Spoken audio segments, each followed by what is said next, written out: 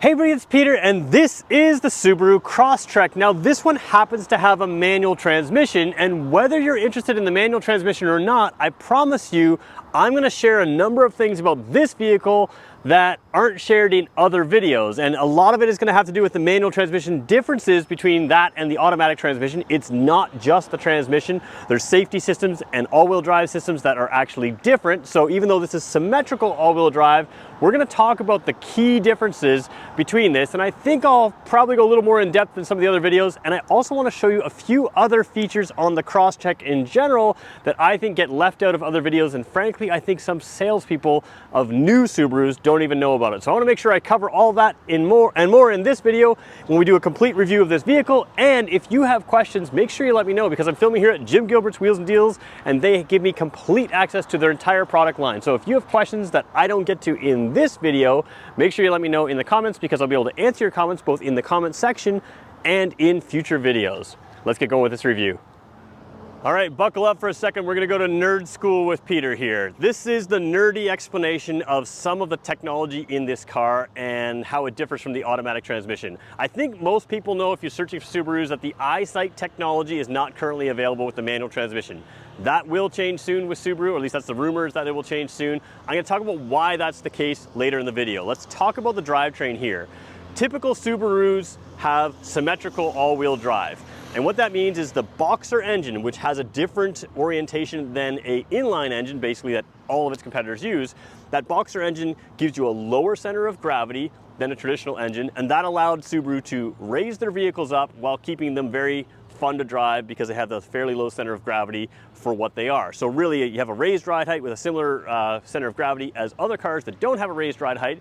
That makes them fun to drive with extra ground clearance. The other thing the Boxer engine does is allows for an all-wheel drive system unlike any other mechanically.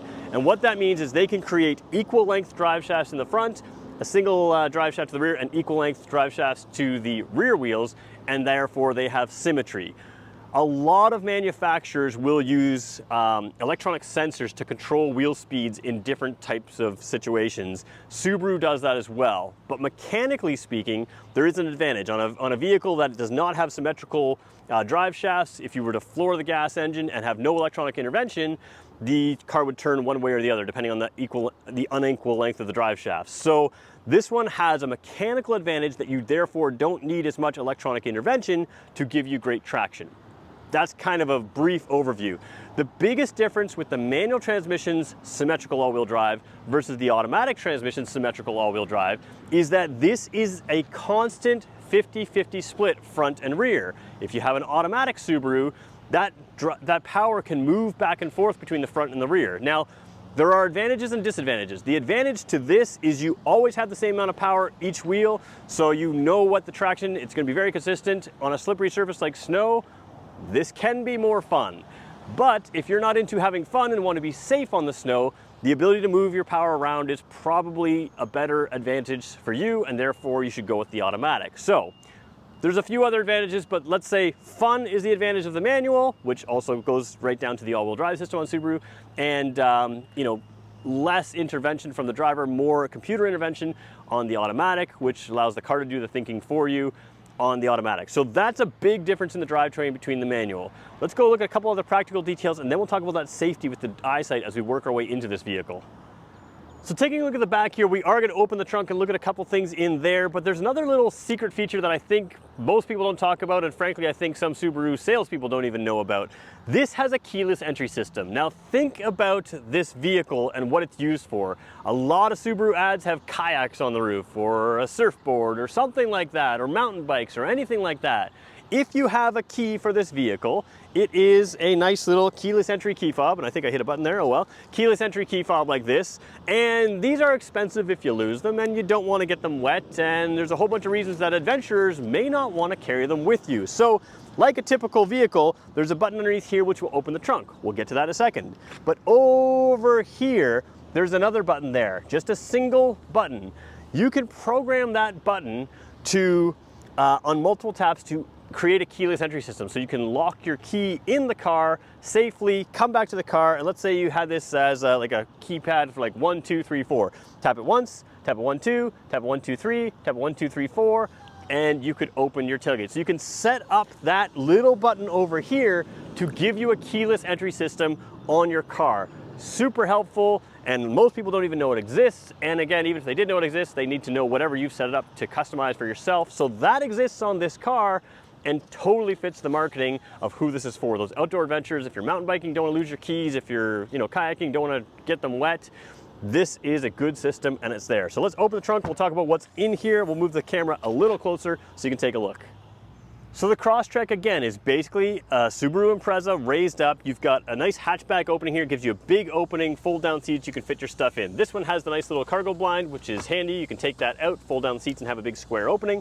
You do have tie downs over here and here, which we're gonna show you a little bit more up close in a second to cover your gear. And other than that, a pretty typical hatchback. One thing worth pointing out though is your child tether section. Sometimes you don't see a tether on one seat or on the center seat or something like that. So this, although you probably won't fit 3 full-size child seats across, you do have the option to put a child seat in any of the 3 positions with the latch system instead of just the seatbelt system, which is something I'm a fan of. So let's just zoom in a little closer. Actually, we'll go to this side of the trunk just to show you that side since we haven't shown it to you yet. So taking a look over here on this side, you do have a little LED light, which is off right now, but you can turn it on. So that's kind of handy that you can turn it on from the light right there. And then you have these different shaped hooks right here. So this allows you to use it as a tie down, allows it to hook into things, but it also allows you to put a cargo net across the back here and tie things down that way. So nice little feature to carry extra stuff, just a little practical detail to make sure that if you're tying down your gear, or even just your groceries, you can hang them up there. But there's lots of ways to secure your gear. If you're parking on a hill to, as you're camping or something like that, you open the tailgate, not everything's gonna pile out because you have that ability to put a cargo net in there. So again, good outdoor adventure kind of thought to this. So we're gonna head into the back seat just briefly because this is a compact crossover, compact car, and we wanna see if it fits someone like myself. Before we go in there, let's look a little bit up and mention, hey, there is roof racks here. That's typical of a Subaru, many Subarus, and of course that allows you to mount your outdoor adventure gear, and they're pretty good. They're a pretty long spread for the size of the car, which is what you want. Looking in here, this is a manual transmission car, so the seat has to be set up for me to put the clutch to the floor, and that seat is set up for me, so it works quite well. Not a lot going on back here for Subaru. They got one pocket on the passenger side. They got no vents, no USB ports on this particular model, and no pocket on this side. That's okay though. You still have the cup holders in the center there, and you do have things that I appreciate, which a lot of cars kind of chimp out in the back seat. They don't put a nice soft padding. These are some of the softest armrests that you can see anywhere in the industry, and especially at this price class. And they're nice and soft, like they're just really nice. So you have a nice comfortable spot for your passengers. Let me jump in and show you about headroom and legroom as I do that right now. So sitting inside the Crosstrek, pretty good. I'm about 6 feet tall. The thing I love, whoops, going the wrong way. The thing I love the most is, look at the legroom in here. For a compact car, this really is a good rear seat space. Now, I'm of the opinion, usually I never say this about a compact car, I'm of the opinion that you could probably have moved these seats a little bit forward and created a little extra trunk space, but maybe Subaru's like, maybe this isn't a family car, maybe this is a couple's car kind of thing, and when they go adventuring, it's just the two of them. Subaru's done their market research, they know where they want to put their space, and again, with the seats folded down, that's going to really increase your trunk space, make it really usable. The other thing I really like here is for a car, my legs are basically flat on the seat, they're not raised up like that, which is what you don't want when you're off the seat. You want to be nicely comfortable on the seat, and that is a good seating position right here. So again, soft armrest, you got bottle holders in the door, cup holders in the armrest. This is a good back seat. Again, not some of the luxuries like the USB ports I'd like to see, but that's good technology in the front. So let's take a look at that.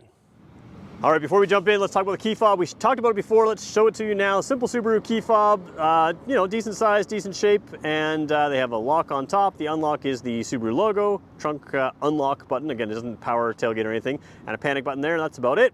But it is a keyless entry, keyless key fob, so that's kind of nice. So you can just keep it in your pocket, and you've got the keyless entry, the push button start. So you can see a little dash on the door to lock and stuff like that. We're not going to touch that right now, but let's jump into this vehicle. So this is a manual seat. That doesn't mean it's not height adjustable. That's what that lever does there. You can pump that up or down and give you some extra height adjustment. Good side bolstering in here, nice detail to the cloth. So a lot of time cloth seats can look a little boring.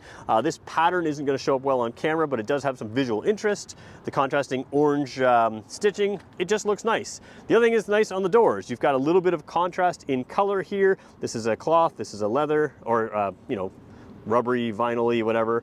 Again, it's nice soft armrests there as well, bottle holders, all your controls, carbon fiber look across there. So overall, quite nice. Let's jump inside now. And let's talk about what we have here. So this is another big change to the manual transmission. Traditionally, Subaru has what they call an eyesight system. It's one of the best in the industry, and it has a 2-camera system where a lot of cars are using a 1-camera system. And that 2-camera system does a lot of things for you. You can see lane markers, it can see all kinds of things in front of you. One of the key things that it does is it handles forward collision avoidance. That is a big piece of safety in a modern car. Let's just flip the camera around and talk about that really quickly. So to pass a modern crash test, it's not just about crashing cars anymore. We always see those videos online of cars crashing, and those are the ones that are fun to watch. But the reality is modern safety standards also are requiring crash avoidance. So if you are researching a car like this and you're seeing that in certain testing scenarios, the manual transmission does not score as high as the upper trim lines, that usually has to do with, in all cars, a number of things, but things like headlights can matter nowadays. If they're not meeting a certain standard of headlights, they lose a score. If it doesn't have the ability to automatically stop the car if your driver's not paying attention, doesn't say it will always do it, but if it doesn't have a technology that will do or is capable of stopping the car or slowing the car for a collision, then on some safety tests, you don't get a top score. Now, I think Subaru didn't include that in their manual transmissions because if you start braking a manual transmission car when someone's not paying attention, you could stall them out on the highway. If you're in, 4th or 5th gear or something like that, this is a 6-speed manual transmission, so if you're in 6th gear on the highway and you start slowing a car down, you could end up in a situation where the car stalls, there's a loss of power. Sometimes a loss of power allows you to have a loss of steering, or certainly loss of power steering. Could have a loss of, some of your power on your brakes and that kind of thing. And I think that's why they haven't included it. They have to decide if the car is going to automatically brake because the driver's not paying attention. That might, brake so fast that the driver has not got the ability to put it in the right gear and keep the engine running, and then they're in a worse situation. That's my theory, but we'll figure that out. So it's not that the manual transmission is less safe in a crash situation, it's that without those interventions, it's not going to get the highest possible safety scores. I think that's an important thing to talk about. So let's flip back and show you what you do get out here. All right, so I just started the car here. Subarus have a little blue light there. That is a blue, let's see if I can zoom in and get it in focus there. That's a blue little temperature light. That happens when the vehicle's not warmed, and they tend to rev quite high. So if I can get the camera to focus, there we go. They tend to run quite high until it warms up, and then they drop it down. That is a normal Subaru thing. So if you're watching this video and go, man, that thing's revving high for a vehicle that just started, that's why it does it. Now the blue light's gone, so it will die down. There you go. And that's not me intervening, it's just slowly bringing that revs down there, and that's a normal thing. What you have in here, again, is because you have some of the lack of safety systems, you have simpler screens. So we saw in the previous video, you have this screen before that showed a few more safety features, and this one, it's just gonna show your automatic headlights. If they're on, we can turn them off there.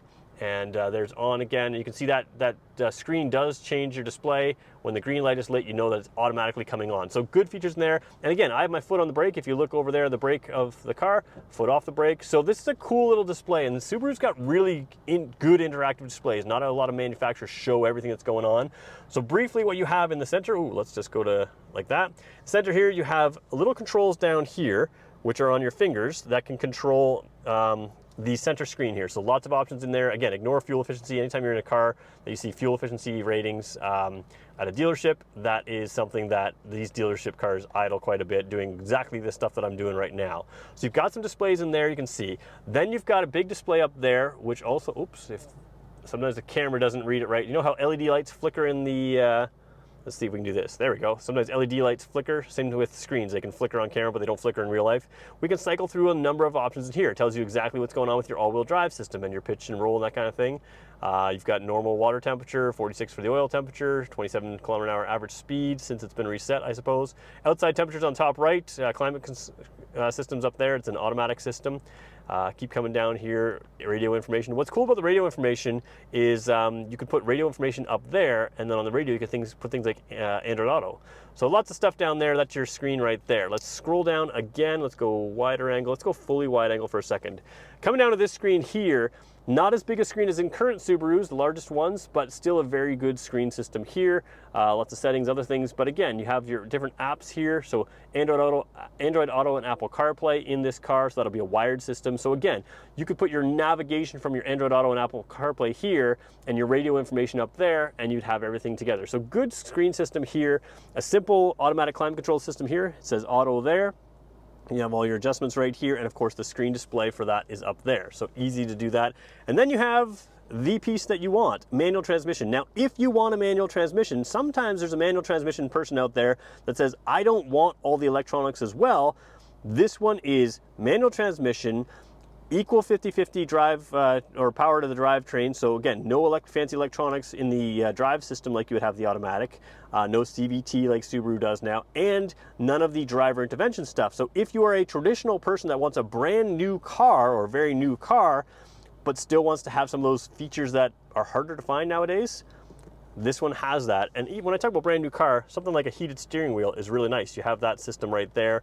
Hopefully you can see that little orange light come on inside there to turn that on or off. So again, easy to reach on the back of the steering wheel. So again, really nice features here in a car that has modern features, but again, keeps it old school in some other ways. Heated seats are also in here. So back here, just cup holders and armrest. You do have, I believe, a USB port in there. I could be wrong. Yep, sorry, not a USB, a 12-volt port is what I meant in there. So there's a 12-volt port in there as well. And if you look way over in front of the manual transmission, let's see if I can zoom in there with some clarity. Hopefully, there we go.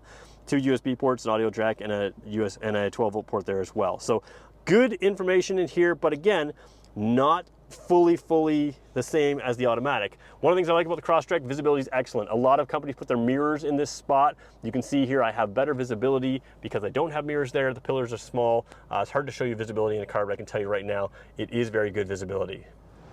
So let's talk about who this is for. First of all, Subarus and outdoor adventurers, this is your kind of car. But this car is different than the average Subaru. So who wants this car? First of all, if you want a manual transmission, you're starting here anyways. If you want a manual transmission and don't like the electronics that are in some other cars or the safety interventions that are some other cars, and for instance, let's say you get those safety interventions and you're the kind of person that turns them off, why not just not pay for all of that and buy a car without them? So if you're that kind of person, I don't want to use those safety interventions, I want a manual transmission with a simple 50-50 split of powertrain, this is your car, and more importantly, this is the car you should buy soon, because like I said, Subaru is likely moving away from the lack of the eyesight technology in their manual transmission cars, and part of that is going to be driven by safety standards. They're going to have to figure out some way to have that driver intervention system, automatic braking type system because of regulations. Those are becoming things that they're looking for in cars.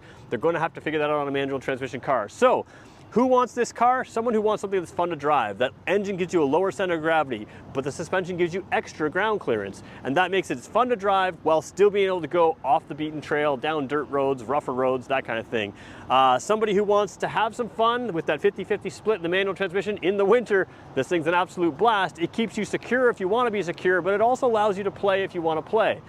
Other than that, if you're going to play in typical Subaru fashion, roof rails, large or okay sized trunk with large trunk when you have the seats folded down, this really allows you to adventure as well. So hopefully that gives you some of the ideas of what's different about this car. Hopefully I've made sense of that all-wheel drive system in the manual. I think the ability to have that keyless entry on the trunk there is a pretty cool system that unlocks the entire car from that trunk button. So hopefully that gives you a general idea of what this car is about. If you want to know more, make sure you let me know in the comment section below, and I'll answer you again in a future comment and in future videos. And if you want to see this car and buy it, it's sitting here right now at Jim Gilbert's Wheels and Deals. Make sure you swing by. They are Canada's huggable car dealer, amazing team here, and they will take care of you to make sure you get into this car. Thanks everybody for watching.